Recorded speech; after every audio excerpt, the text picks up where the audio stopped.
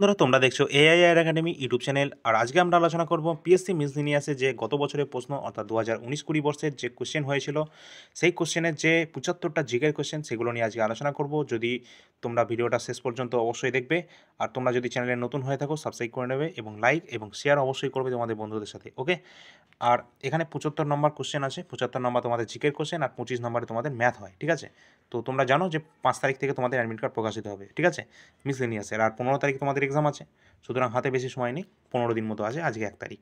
তো ভালো করে ক্লাসটা দেখো শেষ পর্যন্ত। আর আমাদের all India rankers YouTube channel, তোমরা সেখানে জয়েন হয়ে যাবে, সাবস্ক্রাইব করে নেবে চ্যানেলটা। এছাড়া আমাদের টেলিগ্রাম চ্যানেল এবং হোয়াটসঅ্যাপ চ্যানেল, এছাড়া আমাদের আরেকটা ইউটিউব চ্যানেল, সমস্ত যে টেলিগ্রাম চ্যানেল লিঙ্কগুলো আমাদের ডিসক্রিপশনে দেওয়া আছে, সেখান থেকে তোমরা দেখে নেবে। প্রথম প্রশ্ন আছে আজকে আমাদের, সংকট উষ্ণতার নিচে উপযুক্ত চাপে গ্যাসের তরলে পরিবর্তিত হয়, এর কারণ কি? অপশানগুলো দেখো, অণুগুলির মধ্যে আয়তন আছে, অণুগুলির বিক্ষিপ্তভাবে ছুটে বেড়ায়, অণুগুলির মধ্যে আণবিক বল কাজ করে, না অণুগুলি গোলাকার? অবশ্যই অণুগুলির মধ্যে কিন্তু আণবিক বল কিন্তু কাজ করে, এই জন্যই কিন্তু সংকট উষ্ণতার নিচে উপযুক্ত চাপে গ্যাসের তরলে পরিবর্তিত হয়ে যায়। ঠিক আছে, পরিণত হয়, তার কারণ আন্তরিক বল কিন্তু কাজ করে এই গ্যাসের অণুগুলোর মধ্যে। চলো পরবর্তী প্রশ্ন, ভারতীয় সংবিধান অনুসারে ভারতে কী প্রকার নাগরিকত্ব প্রদান করা হয়? তোমরা জানো যে ভারতের যে নাগরিকত্ব এটা কী ধরনের প্রদান করা হয়। তোমরা ধরে নাও যে তুমি একজন ভারতের নাগরিক, কিন্তু তুমি অন্য একটা দেশে গেলে এবং সেই দেশে বসবাস করলে এবং সেই দেশে তুমি নাগরিকত্ব গ্রহণ করলে, তাহলে কি হবে? তোমার ভারতের যে নাগরিকত্ব ছিল সেটা কিন্তু অটোমেটিক, সেটা কিন্তু তোমাদের ত্যাগ করে, ভারত সরকার সেটা কিন্তু একদম বরখাস্ত করে দেবে। ঠিক আছে, তাহলে কি ভারতের নাগরিকত্ব কিন্তু একক নাগরিকত্ব, অর্থাৎ একটি মাত্র নাগরিকত্ব। ঠিক আছে, সিঙ্গেল সিটিজেনশিপ, এটা কোন দেশ থেকে নেওয়া হয়? এটা কিন্তু আমাদের ব্রিটিশ, অর্থাৎ ব্রিটিশ যে তোমাদের পার্লামেন্ট, সেখানকার যে আইন ছিল সেইখান থেকেই আমাদের ভারতের সংবিধান কিন্তু সেখান থেকে নিয়ে এই একক নাগরিকত্বটা কিন্তু নিয়েছে। তোমরা জানো ভারতের যে সংবিধান বিভিন্ন দেশ থেকে বিভিন্ন জিনিসগুলো নেওয়া হয়েছে, গুরুত্বপূর্ণ বিষয়গুলো। ঠিক আছে, তবেই আমাদের ভারতের সংবিধান তৈরি হয়েছে, যেটা বিশ্বের বৃহত্তম এবং লিখিত সংবিধান। চলো পরবর্তী আমাদের প্রশ্ন আছে, নিম্নলিখিতগুলির মধ্যে নিম্নলিখিতগুলির মধ্যে ফল পাকানোর জন্য কোনটা ব্যবহার করা হয়? ইথিলিন, মিথেন, ক্লোরিন গ্যাস, নাকি আইসোপ্রোপাইল অ্যালকোহল? অবশ্যই ফল পাকানোর জন্য ব্যবহার করা হয় কিন্তু ইথিলিন। ঠিক আছে, এটা কিন্তু ফল পাকানোর জন্য ব্যবহার করা থাকে। এর যদি আমরা সংকেতে বলি তো C2H4 কিন্তু এর সংকেত হয়ে যাবে। ঠিক আছে, চলো পরবর্তী আমাদের প্রশ্ন আছে, নিম্নোক্ত কোন নৃত্যশিল্পী গারগুলির বাসিন্দাদের জন্য যুগান্তকারী উদ্যোগ নিয়েছেন? ঠিক আছে, কোন নৃত্যশিল্পী নিয়েছেন? অলকানন্দা রায়, মমতা শঙ্কর, সুতপা তালুকদার, নাকি অমিত অমিতা দত্ত? তো এখানে যেটা তোমাদের রাইট অ্যান্সার হচ্ছে সেটা কিন্তু তোমাদের অলকানন্দ রায়। ইনি কিন্তু এই সংশোধনাগুলির মধ্যে থেকে যে বাসিন্দাদের জন্য যুগান্তকারী যে উদ্যোগ নিয়েছেন এই নৃত্যশিল্পী অলকানন্দা রায়। ঠিক আছে, এটা তখনকার কারেন্ট অ্যাফেয়ার ছিল। ঠিক আছে, 19-20 সালের। ঠিক আছে, তো এখন এই কোশ্চেনটা তোমাদের দরকার নেই। চলো পরবর্তী, বিজয়নগর রাজ্যের রাজধানীর নাম কি? তোমরা জানো বিজয়নগর সাম্রাজ্য কবে তৈরি হচ্ছে? বিজয়নগর সাম্রাজ্য 1336 সালে কিন্তু বিজয়নগর সাম্রাজ্য তৈরি হচ্ছে দক্ষিণাত্যের, যেটা কিন্তু হরিহর এবং বুক্কো কিন্তু তারা কিন্তু তৈরি করছে এই বিজয়নগর সাম্রাজ্য, বিজয়নগর এম্পায়ার। এর রাজধানী কিন্তু হাম্পি ছিল। আর বর্তমানে হাম্পি কোন রাজ্যে পড়ছে? এটা কিন্তু আমাদের কর্ণাটক রাজ্যে পড়ছে। ঠিক আছে, এগুলো কিন্তু মাথায় রাখবে। চলো পরবর্তী আমাদের প্রশ্ন চলে যায়। ভালো লাগলে অবশ্যই লাইক করবে, শেয়ার করে দেবে তোমাদের সকলের সাথে। ঠিক আছে, এটা যেন ভুলতে না হয়। আমরা আমাদের কোশ্চেনে ফোকাস করি, তেজস্ক্রিয়তার এসআই একক কী? তেজস্ক্রিয়তার যে এসআই একক সেটা কিন্তু তোমাদের বেকারেল। ঠিক আছে, অপশানগুলো দেখে নাও, বেকারেল কিন্তু তেজস্ক্রিয়তার এসআই একক। চলো পরবর্তী প্রশ্ন, ঝুলন গোস্বামী বায়োপিকে যে নাম ভূমিকায় অভিনয় করেছেন তিনি কে? দীপিকা পাণ্ডুকন, তাপসী পান্ন, বিপাশা বিপাশা বাসু, নাকি অনুষ্কা শর্মা? অবশ্যই এটা যেটা রাইট অ্যান্সার হচ্ছে সেটা হচ্ছে তোমাদের অনুষ্কা শর্মা।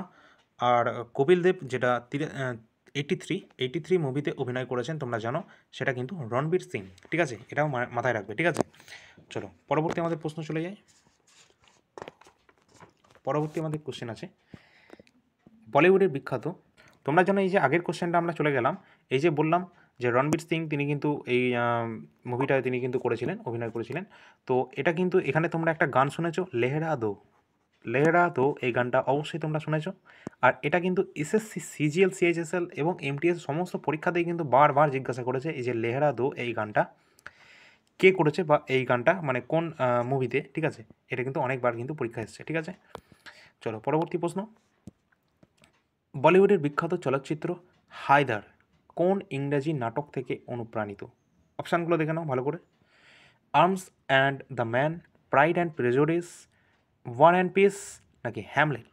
রাইট অ্যান্সার হচ্ছে হ্যামলেট। হায়দার এটি কোন ইংরেজি নাটক থেকে অনুপ্রাণিত হয়েছে? হ্যামলেট থেকে। ঠিক আছে, চলো পরবর্তী আমাদের প্রশ্ন আছে, নিম্নলিখিত কোন অধিকারটি ভারতীয় সংবিধান অনুসারে আর মৌলিক অধিকার বলে গণ্য হয় না? কোনটা? ভালো করে দেখো, তারপরে বলো। শিক্ষার অধিকার, ধর্মীয় আচরণের অধিকার, সাম্যের অধিকার, সম্পত্তির অধিকার। চারটে উত্তর আছে। তো অবশ্যই ভারতের যে মৌলিক অধিকার ফান্ডামেন্টাল রাইটের অন্তর্গত নয়, যেটা হচ্ছে আমাদের সম্পত্তির অধিকার অর্থাৎ রাইট টু প্রপার্টি, এটা কিন্তু তোমাদের কত সালে? 1978 সালে। কত? 1978 সালের 44তম যে সংবিধান সংশোধনী অ্যামেন্ডমেন্ট বিল, তার মাধ্যমে কিন্তু এইটা তোমাদের সম্পত্তির অধিকার রাইট টু প্রপার্টি এখন তোমাদের বর্তমানে এটা কোনো রকমভাবে মৌলিক অধিকার নয় বা ফান্ডামেন্টাল রাইটের অন্তর্ভুক্ত নয়, এটা বর্তমানে লিগ্যাল রাইট, যেটা বর্তমানে রয়েছে তোমাদের 300A নাম্বার ধারায় কিন্তু রয়েছে। কত? 300A নাম্বার আর্টিকেলে কিন্তু রয়েছে। ঠিক আছে, চলো পরবর্তী প্রশ্ন। সালগুলো মনে রাখবে, 1978-এর 44তম সংবিধান সংশোধনী। ঠিক আছে, যে কোশ্চেনটা তোমরা দেখছো 10 number question, Greta Thunberg. Greta Thunberg বা থনবার্গ ইনি কে? ইনি কে? অপশানটা ভালো করে দেখো। ইনি কিন্তু সুইডেনের এক স্কুল পড়ুয়া যে পরিবেশ সংকট দূরীকরণে আন্দোলনরত ছিলেন। কে? সুইডেনের এক স্কুল পড়ুয়া যে পরিবেশ সংকট দূরীকরণের জন্য আন্দোলন করেছিলেন, তিনি কিন্তু গ্রেটা থুনবার্গ। চলো পরবর্তী প্রশ্ন। পরবর্তী আমাদের কোশ্চেন আছে, আনা বার্নস এর উপন্যাস মিল্কম্যান কি পুরস্কার লাভ করেছিল? মিল্কম্যান এটা কি পুরস্কার লাভ করেছিল? নোবেল, পুলিৎজার, ম্যান বুকার নাকি এডগার প্রাইজ? অবশ্যই রাইট অ্যান্সার হবে ম্যান বুকার প্রাইজ। কি বললাম? Man Booker prize. আনা বার্নেস মিল্কম্যানে। ওকে, আর আমরা যদি বলি 2023 সালের যে ইন্টারন্যাশনাল বুকার প্রাইজ, এটা কে পেয়েছে? এটাকে পেয়েছে কিন্তু বুলগেরিয়ার যে লেখক জর্জি গাসপারিনভ। কি বললাম? ভালো করে মনে রাখবে, আমি বলে দিচ্ছি, লিখছি না। জর্জি গাসপারিনভ, তার উপন্যাস টাইম শেল্টার, এটা কিন্তু বহুবার পরীক্ষায় জিজ্ঞাসা করেছে, আবার আসবে তোমাদের। টাইম শেল্টারের জন্য পেয়েছে বুলগেরিয়ান লেখক জর্জি গাসপারিনভ। টাইম শেল্টারের জন্য কিন্তু 2023-এর ইন্টারন্যাশনাল বুকার প্রাইজ কিন্তু পেয়েছে। আর আমরা যদি 2022-এর কথা বলি, 2022-কে পেয়েছিল শ্রীলঙ্কার লেখক সেহান করুণাতিলাকা। তার যে উপন্যাস ছিল তখন, সেটা হচ্ছে তোমাদের মোটামুটি দ্য 7 সন্স অফ মালি আলমেদা। ঠিক আছে, এর জন্য তিনি কিন্তু পেয়েছিলেন। তোমাদের সবথেকে বেশি ইম্পর্টেন্ট 2023-এরটা, যেটা হচ্ছে বুলগেরিয়ান লেখক, কি বললাম নামটা? টাইম শেল্টারের জন্য পেয়েছে জর্জি গাসপারিনভ। ঠিক আছে, এই নামটা মনে রাখবে। চলো পরবর্তী প্রশ্ন আমরা দেখি। আর আমরা কিন্তু এই যে কোয়েশ্চেনগুলো বলছি, এগুলো সব কিন্তু আমাদের ইবুকে দেওয়া আছে। ঠিক আছে, ইবুকটা তোমাদের এখন বলছি না, এটা লাস্টে তোমাদের ভিডিও শেষে আমরা তোমাদের বলে দেবো। এখানে তোমরা 51 টাকায় পাচ্ছ সম্পূর্ণ কারেন্ট অ্যাফেয়ার্সটা। ঠিক আছে, যেগুলো তোমাদের এসএসসি এবং রেল এবং আমাদের ডব্লিউবিপিএসসিকে ফোকাস করে, যেটা নাম্বারটা বলে দিই একবার, 959593142593। এই নাম্বারে তোমরা যোগাযোগ করবে, সম্পূর্ণ বিশদ জানতে পারবে। ঠিক আছে, এছাড়া ডিসক্রিপশনে আমাদের লিঙ্ক আছে টেলিগ্রাম চ্যানেলে, সেখানে পিডিএফটা দেওয়া আছে। ঠিক আছে, ডেমোটা। চলো পরবর্তী আমরা প্রশ্ন দেখে নিই। ভারতের জাতীয় পতাকার চূড়ান্ত রূপ দেন কোন শিল্পী? অত্যন্ত গুরুত্বপূর্ণ। ভারতের জাতীয় পতাকার রূপ দিয়েছিলেন, চূড়ান্ত রূপ দিয়েছিলেন যে শিল্পী, তিনি কিন্তু আমাদের অবশ্যই অত্যন্ত গুরুত্বপূর্ণ, পিঙ্গালি ভেঙ্কাইয়া। তিনি কিন্তু ভারতের জাতীয় পতাকা চূড়ান্ত রূপ দিয়েছিলেন বা তিনি কিন্তু তৈরি করেছিলেন নকশা। চলো পরবর্তী প্রশ্ন। কিডনি বা বৃক্ক, যেটাকে আমরা বলি, পরিস্রাবণ যে ইউনিট, তাকে আমরা কি বলি? অর্থাৎ বৃক্কের মাধ্যমে কি হয়, আমাদের যে কিডনি বা তোমার তার ভেতরে আছে কি নেফ্রন। তো আমি তো বলেই দিলাম উত্তরটা। তো অপশান কী আছে দেখে নাও। অপশান আছে নেফ্রন। নেফ্রন হচ্ছে বৃক্কের গঠনগত কার্যগত একক নেফ্রন, যার মাধ্যমে কিন্তু আমাদের মূত্র তৈরি হয়। তো অত্যন্ত গুরুত্বপূর্ণ ভূমিকা পালন করে। আর এটা আমরা যদি বলি প্রতিটা বৃক্কের যে ওজন কত, মোটামুটি তোমরা ধরে নিতে পারো অ্যাপ্রক্স 160 গ্রাম মতো হবে। ঠিক আছে, প্রতিটা বৃক্কের এটা। আর প্রতিটা বৃক্কে নেফ্রনের মধ্যে তোমাদের এটা জানা দরকার নেই এখন। ঠিক আছে, এইটুকুই যথেষ্ট। ভারতের সংবিধান অনুসারে কে বা কারা চূড়ান্ত সার্বভৌমত্বের অধিকারী ছিলেন? অপশানগুলো দেখে নাও, কী মনে হচ্ছে? ভারতীয় সংবিধান অনুসারে কে বা কারা চূড়ান্ত সার্বভৌমত্বের অধিকারী ছিলেন? অপশান অনুসারে যেটা রাইট অ্যান্সার হবে, সেটা কিন্তু ভারতের সকল নাগরিক। কি বললাম? ভারতের সকল নাগরিক কিন্তু ভারতের সংবিধান অনুসারে সবথেকে চূড়ান্ত ক্ষমতার অধিকারী। এখানে আমরা যদি বলি প্রাইম মিনিস্টার না রাষ্ট্রপতি, না, উত্তর হবে কিন্তু ভারতের সমস্ত নাগরিক যারা ভোট দানের মাধ্যমে তাদের অধিকার তারা কিন্তু দেখায়, এবং তারাই কিন্তু সবথেকে বেশি পরিমাণে ফান্ডামেন্টাল রাইট থেকে শুরু করে বিভিন্ন সুযোগ সুবিধা, বিভিন্ন ল তাদের কিন্তু মানে ফেভারিটে থাকে। ঠিক আছে, সরকারের থেকেও পাওয়ারফুল হচ্ছে ভারতের নাগরিক। তাহলে ভারতের সবথেকে পাওয়ারফুল বা সবথেকে বেশি ল তাদেরকে মানে শক্তি দেয়, যেটা ভারতের সংবিধান তাদেরকে সবথেকে বেশি পরিমাণে শক্তি দেয় ভারতের নাগরিককে। চলো পরবর্তী প্রশ্ন চলে যায়। 15 নম্বর কোশ্চেন আছে, দ্য ট্রায়াল, এই বইটির রচয়িতা কে? অপশান আছে Mark Twain, Franz Kafka, James Joyce, Ernest Hemingway. The Trial এই বইটির লেখক হয়ে যাচ্ছে আমাদের ফ্রান্স কাফকা। তো ফ্রান্স কাফকা, এটা কিন্তু আমাদের রাইট অ্যান্সার হচ্ছে দ্য ট্রায়াল বইটির লেখক। চলো পরবর্তী প্রশ্ন আছে আমাদের 16 নম্বর কোশ্চেন। শর্ট সার্কিট বা ওভারলোডিং থেকে গৃহ যে সরঞ্জামগুলিকে রক্ষার জন্য সবথেকে গুরুত্বপূর্ণ পদ্ধতিটা কোনটি? আর্থিক, না ফিউজ ব্যবহার, নাকি স্টেবিলাইজার ব্যবহার, নাকি বৈদ্যুতিক মিটার ব্যবহার? তো এটা যেটা রাইট অ্যান্সার হয়ে যাচ্ছে তোমাদের কিন্তু ফিউজ ব্যবহার। তোমরা জানো যে আমাদের যে গৃহবর্তনীতে বা সরঞ্জামগুলিকে রক্ষা করার জন্য আমরা ফিউজ তার ব্যবহার করি, তাই না? ফিউজ তার ব্যবহার করে থাকি এই জন্যই, যখনই আমাদের গৃহবর্তনীতে যখন তোমাদের যে তড়িৎ বর্তনীগুলো রয়েছে সেখানে যখন কারেন্টের মানে কারেন্টের যে ফ্লোটা তখন যদি বেশি মাত্রায় ভোল্ট হঠাৎ করে যদি বেড়ে যায়, ঠিক আছে, তখন কি হয়, শর্ট সার্কিটের একটা ভয় থাকে। সেটা যদি না হয় তার জন্য ফিউজটা কী করে, তাদের মাঝখানের পরিবাহী হিসেবে কাজ করে, সঙ্গে সঙ্গে ফিউজটা গলে যায় এবং পরিবাহীটা ছিন্ন হয়ে যায়, অর্থাৎ তার সাথে কোনো কানেকশান থাকে না, ঠিক আছে, তখনই আমাদের কারেন্টটা চলে যায়। যখন ভোল্টটা বেড়ে যাচ্ছে তখনই কারেন্টটা চলে যাচ্ছে। এর ফলে কী হচ্ছে, বাড়িতে যে সমস্ত জিনিসপত্রগুলো রয়েছে, সে টিভি হোক, ফ্রিজ হোক, বা তোমাদের চার্জার দেওয়া আছে মোবাইল ফোন হোক, যাই হোক, সেগুলো সব বেঁচে যায়, ঠিক আছে। ফিউজ তারের সম্পর্কে যদি আমরা বলি, ফিউজ তার কিন্তু তোমাদের তৈরি হচ্ছে লেড বা সীসা এবং টিনের সংকর ধাতু দিয়ে তৈরি। এখানে সবথেকে বেশি পরিমাণে থাকে সীসা, যেটা মোটামুটি 60-63% কাছাকাছি কিন্তু এই সীসা থাকে, এবং টিন থাকে মোটামুটি 37% কাছাকাছি, ঠিক আছে। এইভাবে কিন্তু সংকর ধাতু দিয়ে তৈরি হচ্ছে এই ফিউজ ওয়্যার। চলো পরবর্তী আছে কার্বন ডাইঅক্সাইড, জলীয় বাষ্প, যেটা হচ্ছে CH4, যেটা মিথেন, আর হচ্ছে কার্বন কার্বন অক্সাইড। আর তোমাদের এখানে আছে গ্রিনহাউস গ্যাসটির উপস্থিতি সর্বাধিক। আচ্ছা, কোন গ্রিনহাউস গ্যাসটির উপস্থিতি সবথেকে বেশি সেটা জানতে চাইছি। কার্বন ডাইঅক্সাইড, কার্বন অক্সাইড, আর এখানে আছে তোমাদের জলের যে জলীয় বাষ্পটা, আর এখানে আছে তোমাদের মিথেন CH4। তো অপশান অনুযায়ী তোমাদের কোনটা রাইট অ্যান্সার হবে বলে মনে হচ্ছে? এখানকার যে অপশানটা দেখো, যে জলীয় বাষ্প অর্থাৎ যে H2O ভেপর অর্থাৎ জলীয় বাষ্প, এটা কিন্তু ঠিক আছে, মানে জলীয় বাষ্প অর্থাৎ জলের সংকেত H2O, আর ভেপর অর্থাৎ জলীয় বাষ্প। এই জলীয় বাষ্পই কিন্তু গ্রিনহাউস গ্যাসের সবথেকে বেশি মাত্রায় কিন্তু এই জলীয় বাষ্প পরিমাণটা, ঠিক আছে। এছাড়া অন্যান্যগুলোও আছে, এগুলোও কিন্তু তোমাদের সেকেন্ড নাম্বারে আছে, ঠিক আছে, এটা ফার্স্ট নাম্বারে আছে, তোমরা এগুলো দেখে নেবে। চলো পরবর্তী প্রশ্ন।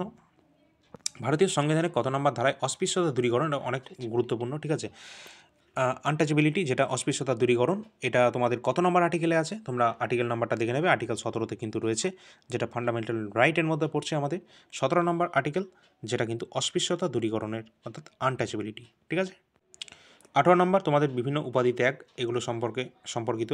আর 19 থেকে 20 যদি বলি, সেটা কিন্তু তোমাদের হয়ে যাচ্ছে স্বাধীনতার অধিকার, ঠিক আছে, 19 থেকে 22 পর্যন্ত আছে। চলো পরবর্তী প্রশ্ন। বিখ্যাত উপন্যাস পালামৌ, এটি কার রচনা? বিভূতিভূষণ বন্দ্যোপাধ্যায়, সঞ্জীব চট্টোপাধ্যায়, বুদ্ধদেব বসু, না সমরাজ বসু? তো অবশ্যই এটা যেটা রাইট অ্যান্সার হচ্ছে তোমাদের সঞ্জীব চট্টোপাধ্যায়। ইনি কিন্তু পালামৌ এই উপন্যাসের কিন্তু রচয়িতা। পরবর্তী আমাদের যে কোশ্চেন আছে, উদ্ভিদের বৃদ্ধির জন্য দায়ী রাসায়নিক যে জিনিস, সেটা কোনটা? উদ্ভিদের বৃদ্ধির জন্য দায়ী হচ্ছে বিভিন্ন ধরনের হরমোন, তোমরা হরমোন চ্যাপ্টারে হয়তো পড়েছো। তো উদ্ভিদের বৃদ্ধির জন্য দায়ী হচ্ছে অক্সিন হরমোন, কিন্তু এখানে কিন্তু সেই অক্সিন ডাইরেক্ট তোমাদের অপশানটা কিন্তু দেয়নি। এখানে অপশান কি আছে, citric acid, chlorophyll, indole acetic acid এবং ফিনাইল অ্যাসিটিক অ্যাসিড। তোমরা জানো যে অক্সিন কিন্তু ইন্ডোল বর্গযুক্ত, অর্থাৎ ইন্ডোল অ্যাসিটিক অ্যাসিড, এক্ষেত্রে আমাদের কিন্তু রাইট অ্যান্সার হবে। সুতরাং উদ্ভিদের বৃদ্ধির জন্য দায়ী হচ্ছে অক্সিন বা ইন্ডোল অ্যাসিটিক অ্যাসিড। চলো পরবর্তী প্রশ্ন আমরা যদি দেখি, তো চলো পরবর্তী প্রশ্ন আমরা দেখে নিই। 21 নম্বর কোশ্চেন আছে আমাদের, নিবারণ চক্রবর্তী রবীন্দ্রনাথ ঠাকুরের কোন উপন্যাসের চরিত্র এবং কি তার উপজীবিকা ছিল? অপশানটা দেখে নাও ভালো করে। এখানে কিন্তু উপন্যাস শেষের কবিতা এবং উপজীবিকা কবি, এটা কিন্তু আমাদের রাইট অ্যান্সার হবে, ঠিক আছে। উপন্যাস শেষের কবিতা, উপজীবিকা হচ্ছে কবি। বেশিরভাগ গাছই নাইট্রোজেন শোষণ করে এই আকারে, কী আকারে? প্রোটিন, নাইট্রেট নাইট্রাইট, ইউরিয়া, না nitrate nitrite urea?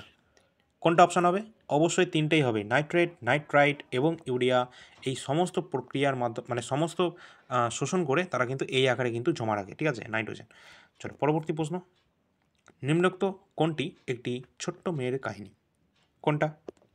Polyana, Rebecca, আনা কারেনিনা, নাকি জেনায়ার?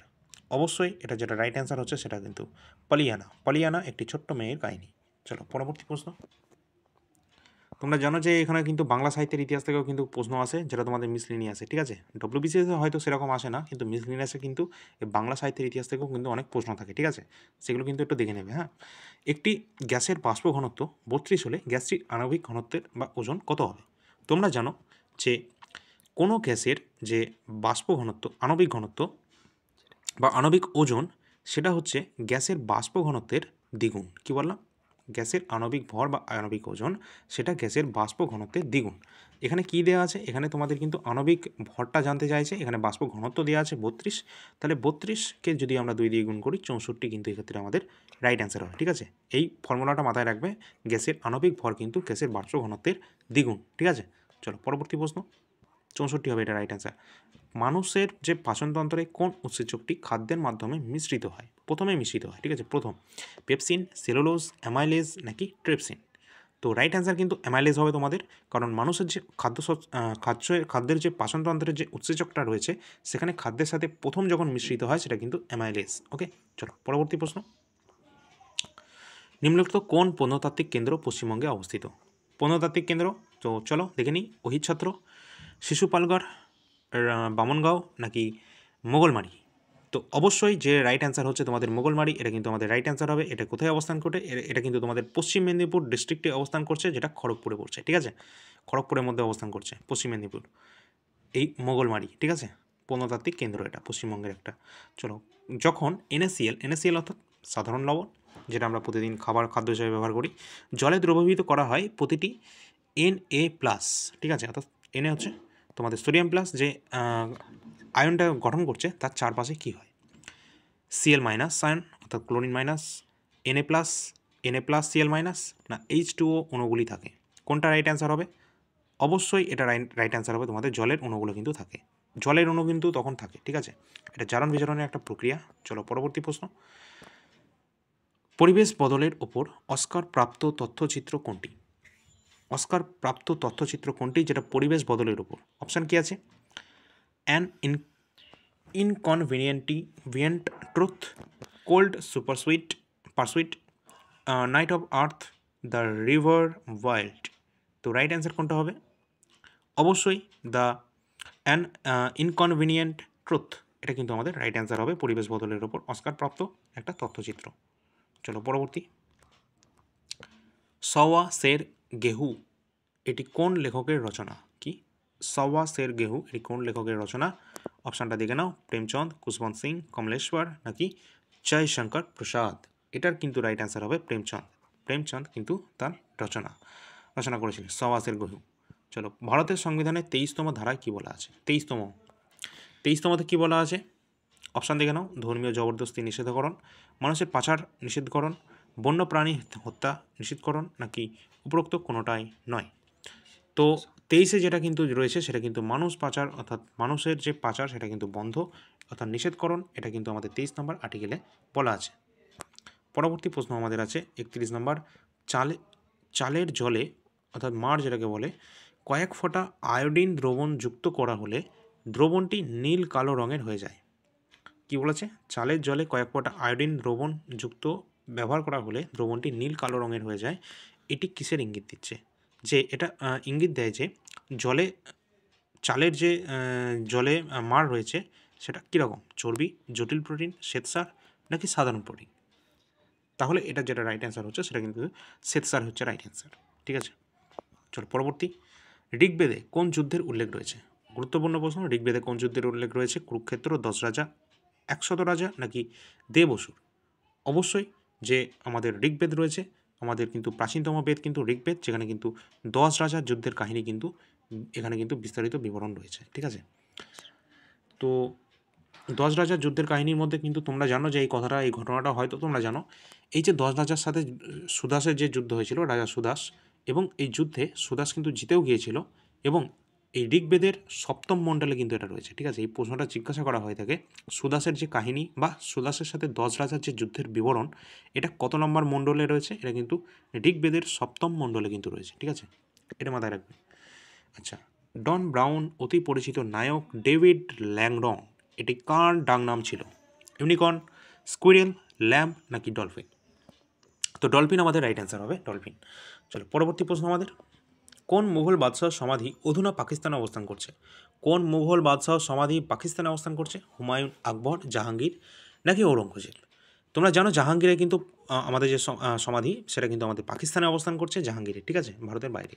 চলো পরবর্তী আমাদের প্রশ্ন আছে, সালোক সংশ্লেষের সময় মুক্ত অক্সিজেন এখান থেকে আসে, কোথা থেকে আসে সালোক সংশ্লেষের সময় যে মুক্ত অক্সিজেনটা? জল থেকে, কার্বন ডাইঅক্সাইড থেকে, গ্লুকোজ থেকে, না কার্বন ডাইঅক্সাইড এবং গ্লুকোজের দুটোর থেকে? অপশানটা কোনটা হবে? অবশ্যই জল থেকে। আমরা জল যখন এটাকে ভাঙি, জল মানে কি H2O, অর্থাৎ হাইড্রোজেন এবং অক্সিজেনের মিলিত জিনিসটাই হচ্ছে আমাদের জল। তার মানে জল থেকেই কিন্তু আমরা এই মুক্ত অক্সিজেন এখান থেকে কিন্তু আমরা পাচ্ছি, ঠিক আছে। আচ্ছা, সমীকরণ যদি আমরা বলে দিই, সমীকরণটা তোমরা দেখো যে অক্সিজেন সালোক সংশ্লেষ যখন হচ্ছে তখন কী কী চাইছে? একটা তোমাদের চাইছে কার্বন ডাইঅক্সাইড, যেটা 6 অণু কার্বন ডাইঅক্সাইড, প্লাস তার সাথে থাকছে জল। জলটা কত? 6 অণু জল থাকছে, এবং এই দুটো মিলিত হচ্ছে সূর্যালোকের উপস্থিতিতে। সেটা কি তৈরি হচ্ছে? গ্লুকোজ তৈরি হচ্ছে। গ্লুকোজের সংকেত 66H12O6, এবং তার সাথে মুক্ত হচ্ছে কি কার্বন অক্সিজেন, ঠিক আছে। অক্সিজেন কিন্তু তার সাথে মুক্ত হচ্ছে। তাহলে কি কি লাগছে? কার্বন ডাইঅক্সাইড যেটা আমরা দিচ্ছি, এবং জল যেটা গাছ নিচ্ছে বিভিন্ন সোর্স থেকে, এবং সূর্যালোকের উপস্থিতিতে এই কার্বন ডাইঅক্সাইড এবং জল মিশে কিন্তু এখানে সালোক সংশ্লেষ প্রক্রিয়া হচ্ছে, এবং যার ফলে কিন্তু গ্লুকোজ তৈরি হচ্ছে এবং অক্সিজেন কিন্তু মুক্ত হয়ে যাচ্ছে, ঠিক আছে। অক্সিজেন মুক্ত হয়ে যাচ্ছে। আর এটা C6H12O6, এটা কিন্তু গ্লুকোজের সংকেত, ঠিক আছে, এটাও মনে রাখবে। অনেক পরীক্ষায় কিন্তু জিজ্ঞাসা করা হয়, ঠিক আছে। চলো পরবর্তী প্রশ্ন দেখিনি কী আছে, অনেক বড় হয়ে যাবে না হলে ক্লাসটা, ঠিক আছে। একটু বেশি ডিটেলে চলে যাচ্ছি। নিম্নোক্ত কোন দেশটির ভারতের সাথে স্থল সীমান্ত নেই? ঠিক আছে, নেই বলেছে, নাবাচক বাক্য।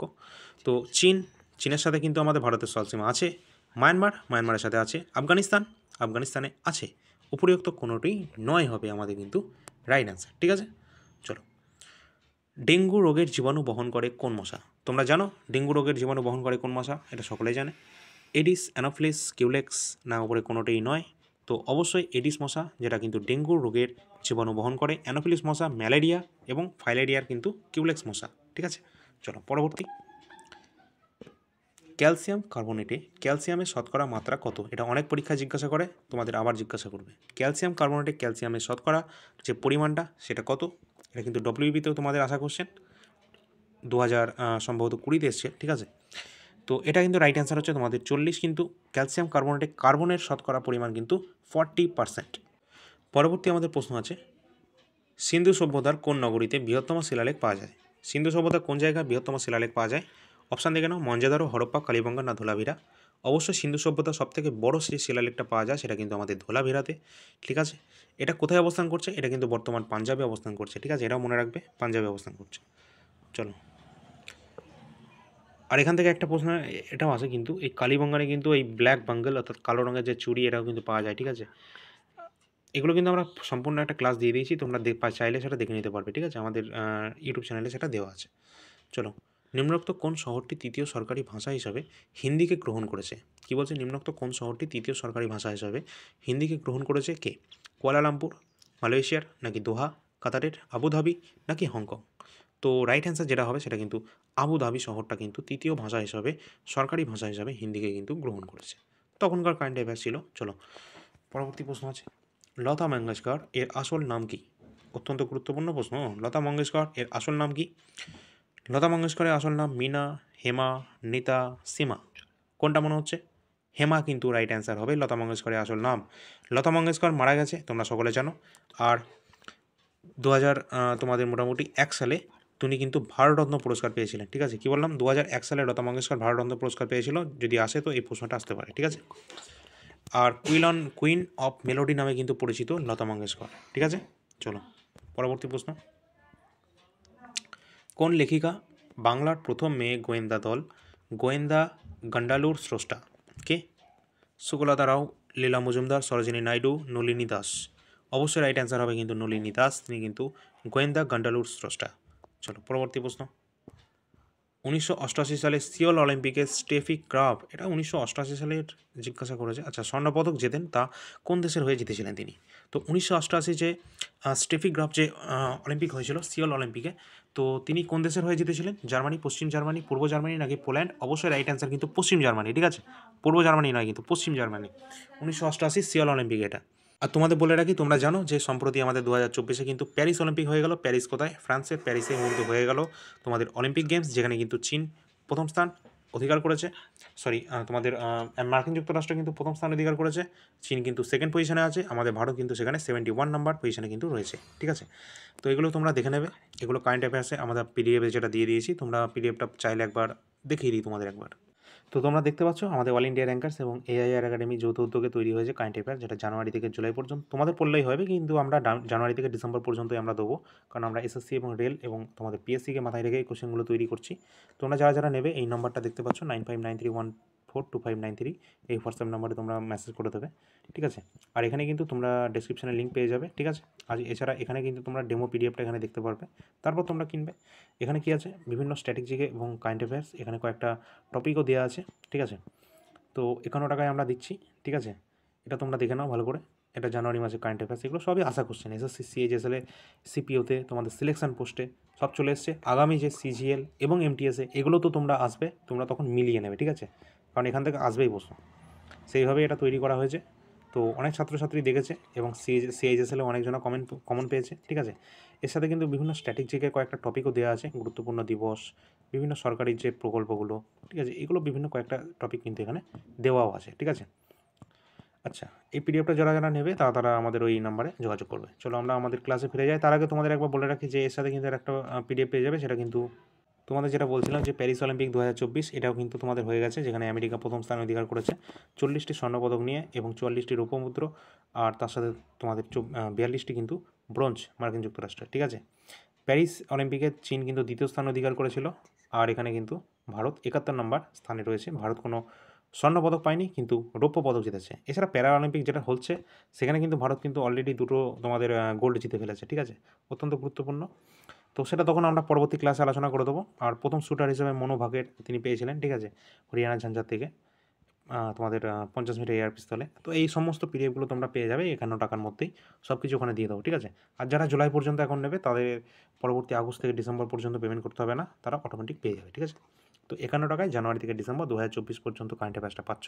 যারা যারা মিসলেনিয়াস এবং ক্লার্কশিপকে টার্গেট রেখেছো তারা তারা পিডিএফটা কিন্তু নিয়ে নেবে, আর পরবর্তীকালে কিন্তু দামটা তোমাদের বেড়ে যেতে পারে, সুতরাং তাড়াতাড়ি করলে এটা নিয়ে নিতে পারো। ঠিক আছে, চলো পরবর্তী আমরা কোশ্চেনে ফিরে যাই।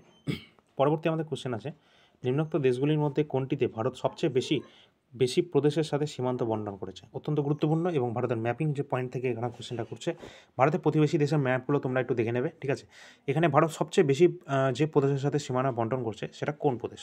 সবথেকে বেশি যেটা পড়ছে সেটা কিন্তু বাংলাদেশের সাথে, সবথেকে বড় কিন্তু আমাদের সীমারেখা রয়েছে। ঠিক আছে, এখানে কিন্তু 4096 কিন্তু টোটাল সীমারেখার দৈর্ঘ্য। ঠিক আছে, ভারত আর বাংলাদেশের সাথে। চলো পরবর্তী প্রশ্ন, হেমিস ন্যাশনাল পার্ক বা জাতীয় উদ্যান এটা কোন রাজ্যে অবস্থান করছে? তোমরা জানো হেমিস ন্যাশনাল পার্ক কোথায়? অবশ্যই লাদাখে অবস্থান করছে কিন্তু হেমিস ন্যাশনাল পার্ক। ঠিক আছে, গুরুত্বপূর্ণ, এবং এটা আমাদের ইবুকও দেওয়া আছে। চলো পরবর্তী প্রশ্ন আছে, Na+, Fe2+, CO3+, Zn2+, এর মধ্যে কোনটি সন্ধিগত মৌলের আয়ন নয় বলেছে? ঠিক আছে, অপশানগুলো দেখে নাও, কোনটা মনে হচ্ছে? অবশ্যই Na+ এবং Zn2+, যেটা রয়েছে অপশান নাম্বার 2, এটা কিন্তু কোনো রকমভাবেই আমাদের সন্ধিগত মৌলের আয়ন নয়, আর বাদবাকি যেগুলো দেখছো এগুলো সবই কিন্তু সন্ধিগত মৌলের কিন্তু আয়ন। ঠিক আছে, চলো পরবর্তী প্রশ্ন, বিখ্যাত জীবনীমূলক রচনা the diary of a young girl, কী বললাম? The diary of a young girl, এই যে রচয়িতা অ্যানি ফ্রাঙ্ক কোন জাতির মানুষ ছিলেন? কোন জাতির মানুষ ছিলেন? পোলিশ, ডাচ, অস্ট্রেলিয়ান নাকি জার্মান? অবশ্যই জার্মানের কিন্তু তিনি মানুষ ছিলেন। চলো পরবর্তী প্রশ্ন, অনেকগুলো প্রশ্ন করাতে হবে এখন, অনেক টাইম। আচ্ছা, নামচা বারোয়া যে থেকে কোন নদী ভারতে প্রবেশ করে? নামচা বারোয়া থেকে কোন নদী ভারতে প্রবেশ করছে? গঙ্গা, যমুনা, ব্রহ্মপুত্র না জলঙ্গি? অবশ্যই যেটা রাইট অ্যান্সার হবে কিন্তু সেটা কিন্তু আমাদের ব্রহ্মপুত্র নদী কিন্তু নামচা বারোয়া থেকে এটা উৎপত্তি হয়ে আমাদের ভারতে প্রবেশ করছে। ঠিক আছে, এটা কোন রাজ্যে এই যে নামচা বারোয়া যে কথাটা বলছে, এটা কিন্তু আমাদের এপি অর্থাৎ তোমাদের অরুণাচল প্রদেশে কিন্তু অবস্থান করছে, অন্ধ্রপ্রদেশ নয় কিন্তু। ঠিক আছে, এটা কিন্তু অরুণাচল প্রদেশে অবস্থান করছে, সেখান থেকে কিন্তু আমাদের ব্রহ্মপুত্র আমাদের ভারতে প্রবেশ করছে নামচা বারোয়া থেকে। পুরুষ লঞ্চ টেনিস খেলায় এই মুহূর্তে কে শীর্ষস্থানে রয়েছে? রজার ফেডেরার, নোভাক জোকোভিচ, রাফেল নাদাল নাকি আলেকজান্ডার জাভরেভ? তো অপশান নামগুলো ভালো করে দেখে নাও। তখনকার কারেন্ট অ্যাফেয়ার্স অনুযায়ী 2023 অনুযায়ী যদি আমরা বলি নোভাক জোকোভিচ, আর যদি এই মুহূর্তের কথা বলি, এই মুহূর্তে 2024-এর যদি আমরা কথা বলি, সেক্ষেত্রে কিন্তু তোমরা জানো যে টেনিস প্লেয়ার নোভাক জোকোভিচ অত্যন্ত গুরুত্বপূর্ণ, তিনি কিন্তু সবথেকে বেশি সংখ্যক কিন্তু গ্র্যান্ড স্লাম জিতেছে, মোটামুটি তোমাদের 24টার কাছাকাছি। ঠিক আছে, আর সেকেন্ড পজিশনে অত কিছু যাওয়ার দরকার নেই। 2023-এ সবথেকে বেশি সংখ্যক কিন্তু নোভাক জোকোভিচ পেয়েছিলেন। তিনি কিন্তু অস্ট্রেলিয়ান ওপেনে জিতেছিলেন, তারপর ফ্রেঞ্চ ওপেনে জিতেছিলেন, আর উইম্বলডনে জিতেছিল কিন্তু কার্লোস আলকারাজ, আর ইউএস ওপেনেও কিন্তু জিতেছিল নোভাক জোকোভিচ। এগুলো 2023-এর।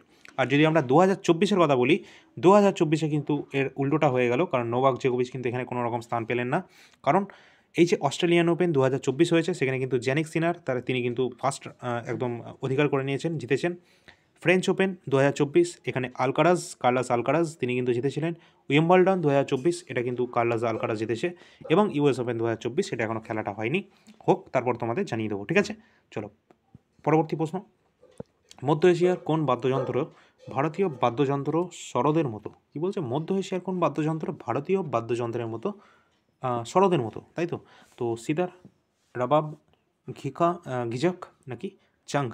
তো এটা রাইট অ্যান্সার হবে কিন্তু রাবাব, ঠিক আছে? এটা কিন্তু মধ্য এশিয়ার এক ধরনের বাদ্যযন্ত্র, যেটা সরোদের মতো এখনকার, ঠিক আছে? চলো পরবর্তী প্রশ্ন। রোহিঙ্গা উপজাতি, অর্থাৎ গুরুত্বপূর্ণ উপজাতি, ঠিক আছে? এটা বারবার পরীক্ষা জিজ্ঞাসা করা হয়, এটা কিন্তু ডব্লিউবিতেও অনেকবার এসছে। তো রোহিঙ্গা উপজাতি এটা মায়ানমারে কোন প্রদেশে দেখতে পাওয়া যায়? মানে মায়ানমারে দেখতে পাওয়া যায়, অনেকবার জিজ্ঞাসা করে পরীক্ষায়, কিন্তু এবার আবার বলেছে মায়ানমারে কোন প্রদেশে দেখা যায়। কোন জায়গা মায়ানমারে? রাখিন, কোচিন, চীন নাকি কোনোটাই নয়? তো রাইট অ্যান্সার হবে কিন্তু রাখিন। এই যে মায়ানমারের রাখিন এলাকাটা, এখানে কিন্তু এই রোহিঙ্গা উপজাতি কিন্তু দেখতে পাওয়া যায়। চলো পরবর্তী প্রশ্ন। সূর্যের শক্তি উৎপন্ন হয় কিভাবে? তোমরা জানো সূর্যে কিন্তু নিউক্লিয় ফিশন হয়ে থাকে। কি সেটা কী জিনিস? সেটা আমরা দেখে নেব কী জিনিস।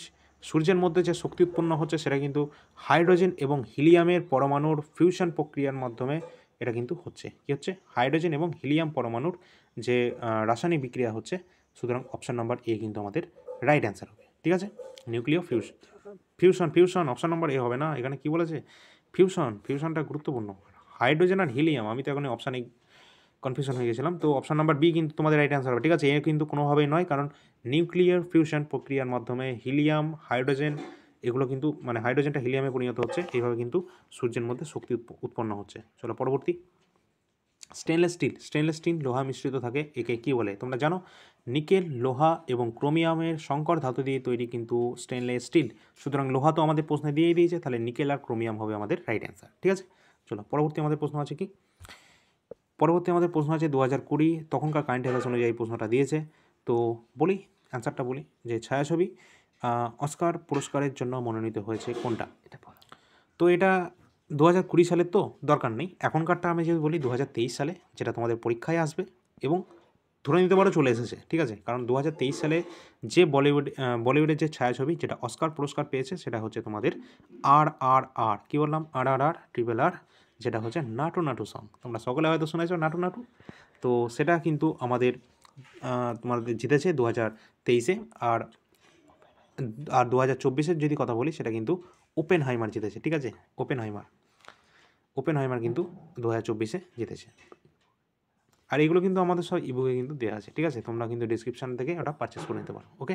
কোন চিত্র পরিচালকের জন্ম শতবর্ষ এই বছরে, অর্থাৎ 2021, হয়তো 21-20 হবে, বাড়িতে হচ্ছে। তো 2020 হবে। তো অপশানগুলো কী আছে? ঋত্বিক ঘটক, মৃণাল সেন, সত্যজিৎ রায় নাকি উৎপল দত্ত? তো রাইট অ্যান্সার অবশ্যই কিন্তু সত্যজিৎ রায় কিন্তু হবে আমাদের চিত্র পরিচালক। তিনি কিন্তু 2020-তে কিন্তু এই সত্যজিৎ রায় তিনি কিন্তু তার জন্ম শতবার্ষিকী পালন করা হয়েছে। পরবর্তী আমাদের প্রশ্ন আছে 56 নম্বর কোশ্চেন। টোবা টেক সিং গল্পটি কোন ঐতিহাসিক সত্যের ভিত্তিতে লেখা হয়েছে? অপশানগুলো দেখে নাও। দেশভাগ, 1857-এর বিদ্রোহ, অসহযোগ আন্দোলন নাকি তোমাদের বিপ্লবী আন্দোলন? অবশ্যই যেটা রাইট অ্যান্সার হবে তোমাদের দেশভাগের জন্য কিন্তু এই গল্পটা কিন্তু তখন তার ভিত্তিতে তৈরি করা হয়েছিল। চলো পরবর্তী আমাদের প্রশ্ন আছে কোন রাজ্যের এলিজিবিলিটি এটা একটা সম্প্রদায়, ঠিক আছে? এলিজিবিলিটি, এটা একটা সম্প্রদায়ের জন্য একটি রাজ্য পর্যায়ের বিশেষ আদালত স্থাপিত হয়েছে। এটা কোন রাজ্যে? তেলেঙ্গানা, কেরালা, গুজরাট নাকি মহারাষ্ট্র? অবশ্যই কিন্তু আমাদের কেরালা রাজ্যে হবে আমাদের রাইট অ্যান্সার, কারণ সেখানে কিন্তু এটা তৈরি হয়েছিল, ঠিক আছে? এটা কারেন্ট অ্যাফেয়ার্স থেকে দিয়েছিল তখনকার। বৈদ্যুতিক তারে একটি অন্তরক উপাদানের আবরণ থাকে, এটি সাধারণত ব্যবহার করা হয় কিসের মাধ্যমে? অর্থাৎ সালফার, গ্রাফাইট, পিভিসি না কোনোটিই নয়? অবশ্যই এটা কিন্তু পিভিসি, অর্থাৎ পিভিসি, পলিভিনাইল ক্লোরাইড, ঠিক আছে? এর ফুল ফর্ম আছে।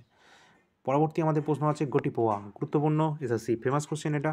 গটিপোয়া এটি কোন রাজ্যের প্রচলিত একটি লোকনৃত্য? গটিপোয়া যেটা কিন্তু উড়িষ্যা, মহারাষ্ট্র, কেরালা নাকি অন্ধ্রপ্রদেশ? অপশান তো দাগিয়ে দিলাম, উড়িষ্যা কিন্তু তোমাদের রাইট অ্যান্সার। ঠিক আছে, গুটি পাওয়ার ড্যান্সটা কোন জায়গায়? উড়িষ্যা। এখানে কিন্তু পুরুষরা শাড়ি পরে নাচে, ঠিক আছে, বললে আবার হাসবে হয়তো। পুরুষরা কিন্তু এখানে শাড়ি পরে নাচে, যেটা হচ্ছে এই গোটি পোয়া, যেটা উড়িষ্যায় দেখা যায়। ঠিক আছে, চলো। অমিতাভ ঘোষের কোন উপন্যাস বার্মা কেন্দ্রিক? অপশান কি আছে?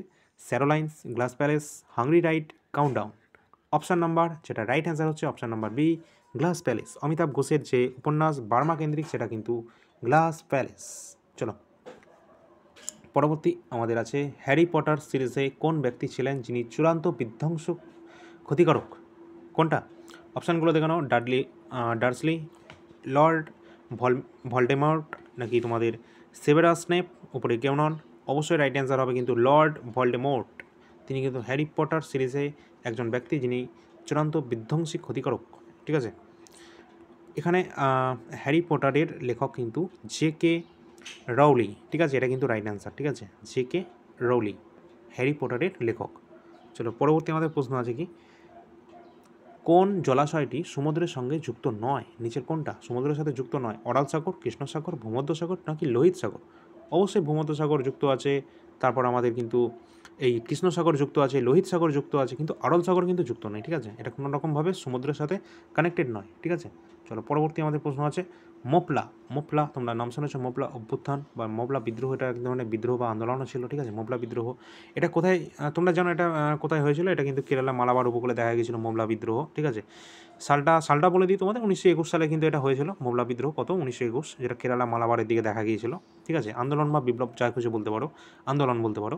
তো এটা কী ধরনের ছিল? কী ধরনের এটা কিন্তু এক ধরনের কৃষকদের আন্দোলন ছিল। ঠিক আছে, কৃষকদের আন্দোলন মোপলা বিদ্রোহ, যেটা কেরালা মালাবারে 1921-এ কিন্তু দেখা গিয়েছিল।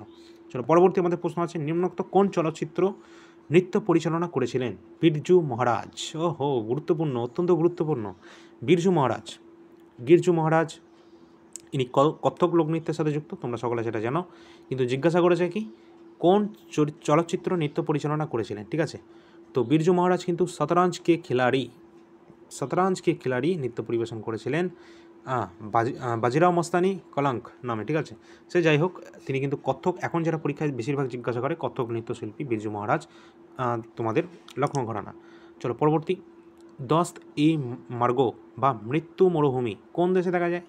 মৃত্যু মরুভূমি তোমরা জানো, এটা সৌদি আরব, কাজাকস্তান, ইরাক না আফগানিস্তান? অবশ্যই আফগানিস্তানে কিন্তু দেখা যায় তোমাদের মৃত্যু মরুভূমি। ঠিক আছে, যেটাকে বলা হয় দস্ত ই মার্গো। চলো, পরবর্তী প্রশ্ন, আফগানিস্তান, ওটা মুখস্থ রাখবে। ভারতীয় সংবিধানের প্রথম নকশা এবং তার পাণ্ডুলিপিকরণ নিম্নলিখিত কোন শিল্পীর দায়িত্বে করা হয়েছিল? গুরুত্বপূর্ণ। যামিনী রায়, নন্দলাল বসু, অমৃতা শেরগাল নাকি গণেশ পাইন? অবশ্যই নন্দলাল বসু, তিনি কিন্তু এই যে ভারতের সংবিধানের যে নকশা বা পাণ্ডুলিপি, তিনি কিন্তু এই যে নন্দলাল বসুর দায়িত্বে কিন্তু এটা তৈরি হয়েছিল। ঠিক আছে, এটা মাথায় রাখবে। নন্দলাল বসু, তার সাথে আর নন্দলাল বসুর কিন্তু ছাত্র, সে জানার দরকার নেই। চলো, পরবর্তী প্রশ্ন, ওগুলো জানার দরকার নেই, বেশি হয়ে যাচ্ছে। মানুষের সুষুম্না স্নায়ুর সংখ্যা কত? তোমরা জানো যে মানুষের সুষুম্না স্নায়ু কত, কর্টেক্স স্নায়ু কত?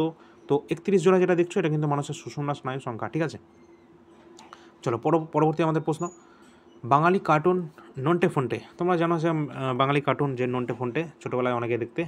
তো নন্টে ফন্টে এর রচয়িতাকে? নারায়ণ গঙ্গোপাধ্যায়, নারায়ণ দেবনাথ, নারায়ণ সান্যাল নাকি শিকদার? কোনটা হবে? নারায়ণ দেবনাথ কিন্তু আমাদের রাইট অ্যান্সার হবে। ঠিক আছে, সব অপশানগুলো দেখো নারায়ণ দিয়ে দিয়েছে, মানে কনফিউশন করার জন্য একদম মাস্টার। ঠিক আছে, নারায়ণ দেবনাথ কিন্তু রাইট অ্যান্সার হবে। ঠিক আছে, চলো, পরবর্তী প্রশ্ন, কোন প্রধানমন্ত্রীর আমলে কোন বছরে ভারতীয় সংবিধানে নাগরিকদের ভোটদানের বয়সকে কমিয়ে 21 থেকে 18 বছর করা হয়েছিল? এটা কোন কোন প্রধানমন্ত্রীর আমলে করা হয়েছিল? এটা তোমরা জানো যে 21 থেকে 18 বছর করা হয়েছিল, কিন্তু সেটা কিন্তু রাজীব গান্ধীর সময়কালে, সালটা 1989 সালে। এটা কিন্তু কততম সংবিধান সংশোধনী, আমরা যদি পরীক্ষায় যদি প্রশ্ন আসে সেটা আমরা বলে দিচ্ছি, সেটা কিন্তু তোমাদের 61তম সংবিধান সংশোধনের মাধ্যমে এই রাজীব গান্ধীর আমলেই কিন্তু 1989 সালে কিন্তু এই ভোটদানের বয়সসীমা, যেটা 21 থেকে কমিয়ে 18 বছর করা হচ্ছে। ঠিক আছে, আর ভোটদানের আমাদের গণতান্ত্রিক একটা অধিকার সমস্ত ভারতের নাগরিকদের। চলো, পরবর্তী আমাদের প্রশ্ন, নিম্নোক্ত কোনটি হিমালয়ের একটি অংশ নয় বলেছে? তো শিবালিক, সহ্যাদ্রি, হিমাদ্রি না হিমাচল? তো হিমাদ্রি হিমালয়, গ্রেট হিমালয়, তারপর তোমাদের হিমাচল হিমালয়, সহ্যাদ্রি হিমালয়, হ্যাঁ, এগুলো সবই। সহ্যাদ্রি কিন্তু আমাদের হিমালয়ের কিন্তু অংশ নয়, শিবালিক কিন্তু আমাদের হিমালয়ের অংশ। ঠিক আছে, শিবালিক হিমালয় বা অবহিমালয়। ঠিক আছে, তো সহ্যাদ্রি কিন্তু রাইট অ্যান্সার হবে। ঠিক আছে, এটা কিন্তু হিমালয়ের অংশ নয়। পরবর্তী আমাদের প্রশ্ন আছে, রোধের রোধের সমান্তরাল সমবায়ে যে রাশিটি ধ্রুবক হয় তা হলো কোনটা? রোধের সমান্তরাল সমবায় অর্থাৎ সমান্তরাল সমবায় কথা বলছে, যে রাশিটা ধ্রুবক হয় সেটা কোনটা? অপশান আছে তড়িৎ প্রবাহ মাত্রা, বিভব পার্থক্য, তড়িতের পরিমাপ নাকি বিভব পার্থক্য এবং তড়িতের পরিমাণ দুটোই। তো অবশ্যই রাইট অ্যান্সার হবে বিভব প্রভেদ, যেটাকে আমরা বলি বিভব পার্থক্য। ঠিক আছে, বিভব প্রভেদ বা বিভব পার্থক্য, এটা কিন্তু আমাদের রাইট অ্যান্সার হবে। চলো পরবর্তী প্রশ্ন আছে, সাধারণত অধাতবগুলি বিদ্যুৎ পরিবাহী নয়। তোমরা জানো যে সাধারণত যে সমস্ত অধাতুগুলো রয়েছে সেগুলো কিন্তু বিদ্যুতের পরিবাহী নয়, কিন্তু নিচের কোনটি বিদ্যুতের পরিবাহক? এমন একটা অধাতু আছে যেটা বিদ্যুতের পরিবাহক, যেটা তোমরা অনেকেই জানো, যেটা হচ্ছে আমাদের রাইট অ্যান্সার গ্রাফাইট। ঠিক আছে, তো গ্রাফাইট কিন্তু এই বিদ্যুতে কিন্তু পরিবাহী অধাতু বিদ্যুতের পরিবাহী। পরবর্তী, স্বাধীন ভারতের গ্রীষ্মকালীন যে অলিম্পিক, কে প্রথম পদক বিজয়ী হয়েছিলেন? গুরুত্বপূর্ণ প্রশ্ন, কারণ অলিম্পিক থেকে প্রশ্ন বারবার আসে। স্বাধীন ভারতে জিজ্ঞাসা করেছে, সুতরাং 1947-এর পরেরটা, তাই তো? তাহলে 1947-এর পর ভারত অলিম্পিকে যোগদান করছে তো 1900-তে, তাই 1947-এর পর ভারতের যে অলিম্পিকটা হচ্ছে সেটা কিন্তু তোমাদের 1948-এর দিকে। আর সেই সময় ভারতে প্রথম যে অলিম্পিক পদক এনে দিচ্ছে তিনি কিন্তু খাসাবা দাদা সাহেব যাদব, যেটাকে আমরা সহজ ভাষায় চিনি কেডি যাদব। কী বললাম?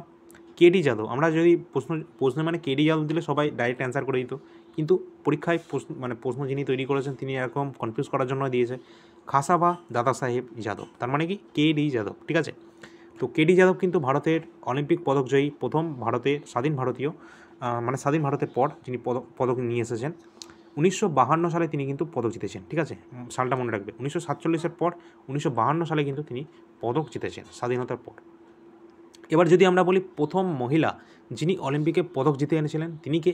অবশ্যই পরীক্ষায় বারবার আসবে কর্ণা মালেশ্বরী, যেটা অপশান নাম্বার বিতে আছে, কর্ণা মালেশ্বরী। ইনি দ্বিতীয় অর্থাৎ প্রথম মহিলা যিনি ভারতকে কিন্তু অলিম্পিকে পদক নিয়ে এনে দিয়েছিলেন। ইনি কিন্তু তিনি কোন ক্যাটাগরির সাথে যুক্ত? ইনি কিন্তু যেটা তুলেছিলেন তিনি কিন্তু ওয়েট লিফটিং অর্থাৎ ভারোত্তোলনের সাথে কিন্তু যুক্ত, ভারোত্তোলন। তো ওয়েট লিফটিং হবে আমাদের রাইট অ্যান্সার। আর যদি আরেকটা প্রশ্ন বলি, প্রথম কোন মহিলা বাঙালি যিনি অলিম্পিকে অংশ নিয়েছিলেন তিনি কিন্তু নীলিমা ঘোষ হবে। ঠিক আছে, চলো পরবর্তী আমাদের প্রশ্ন দেখে নিই। আর দুটো প্রশ্নই আছে। ঈশ্বরচন্দ্র বিদ্যাসাগর বেদের কোন অংশ থেকে তার বিধবা বিবাহ আন্দোলনের সমর্থনে যুক্তি লাভ করেছিলেন? অবশ্যই যেটা রাইট অ্যান্সার হবে পরাশর সংহিতা। ঠিক আছে, অনেকে এটা না জানতে পারো, তো পরাশর সংহিতা রাইট অ্যান্সার হবে। পরবর্তী এবং শেষ কোশ্চেন আমাদের, দিল্লির কোন সুফি দরবারের গায়করা বলিউড সঙ্গীত গেয়েছিলেন? অপশানগুলো দেখে নাও, অপশান অনুসারে রাইট অ্যান্সার হচ্ছে ফার্স্ট অপশানে যেটা আছে হজরত নিজামুদ্দিন, এটা কিন্তু আমাদের রাইট অ্যান্সার হবে।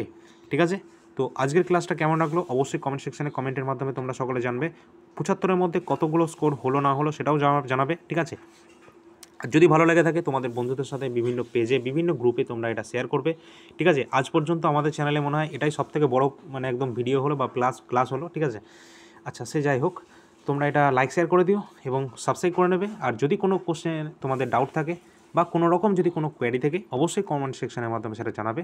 আমাদের টিম তোমাদের 24 ঘন্টার মধ্যে উত্তর দেবে। ঠিক আছে, তো কারেন্ট অ্যাফেয়ার্সটা যারা নেবে তারা নিয়ে নেবে। 9593142593 নাম্বারটা দেখে নাও, 9593142593 এই নাম্বারে তোমরা যোগাযোগ করে নেবে। 51 টাকায় সম্পূর্ণ জানুয়ারি থেকে ডিসেম্বর পর্যন্তই আমরা দেবো, কিন্তু তোমাদের ডিসেম্বর দরকার নেই, তোমাদের তো এই জুলাই পর্যন্ত পড়লেই হয়ে যাবে। ঠিক আছে, আমরা জুলাই পর্যন্তই দিয়ে দেবো, 51 টাকা দিয়ে তোমরা পেয়ে যাবে পিডিএফটা। পরবর্তী পিডিএফগুলো পাবে, অসুবিধা নেই, তোমরা ডিসেম্বর পর্যন্তই কিন্তু পাবে। ঠিক আছে, 51 টাকায় তোমাদের আর কোনো পেমেন্ট করতে হবে না, এই জুলাই পর্যন্ত এখন দেবো, বাদ বাকিগুলো তোমাদের ফ্রিতে দিয়ে দেবো। ঠিক আছে, তো সম্পূর্ণ কারেন্ট অ্যাফেয়ার্সটা পেতে তোমাদের ওই নম্বরে যোগাযোগ করবে। আর যদি ভালো লাগে ক্লাসটা তো অবশ্যই চ্যানেলটা সাবস্ক্রাইব করে নেবে, লাইক করে দেবে। আর এই ধরনের ক্লাসগুলো পাওয়ার জন্য সাবস্ক্রাইব করে নেবে এখনই চ্যানেলটা, অল বেল আইকনটা প্রেস করে রাখবে। এবং আমাদের আরেকটা যে টেলিগ্রাম চ্যানেল রয়েছে, টেলিগ্রাম চ্যানেল লিঙ্কগুলো আমাদের ডিসক্রিপশানে দেওয়া আছে। এছাড়া আমাদের আরেকটা তোমাদের ইউটিউব চ্যানেল আছে, যেটা হচ্ছে all India rankers YouTube channel, সেখানেও তোমরা জয়েন হয়ে যাবে। এর পরবর্তী যে ক্লাসটা আমাদের আসবে পিএসসি মিসলিনিয়াস 2018-র একটা কোশ্চেন পেপার ছিল, সেই কোশ্চেনটা নিয়ে আলোচনা করব আমরা পরবর্তী ক্লাসে। ঠিক আছে, তো এই ক্লাসটা করে নাও, তারপর পরবর্তী ক্লাসটা আমরা দিয়ে দেবো। ওকে, তো শেয়ার করে দিও, ভালো লাগলে লাইক করে দিও। পরবর্তী ক্লাসের জন্য অবশ্যই নজর রাখবে এআইআর একাডেমি ইউটিউব চ্যানেল এবং তোমাদের আরেকটা YouTube channel all India rankers YouTube channel. ধন্যবাদ, পরবর্তী ক্লাসে আবার দেখা হচ্ছে। ধন্যবাদ।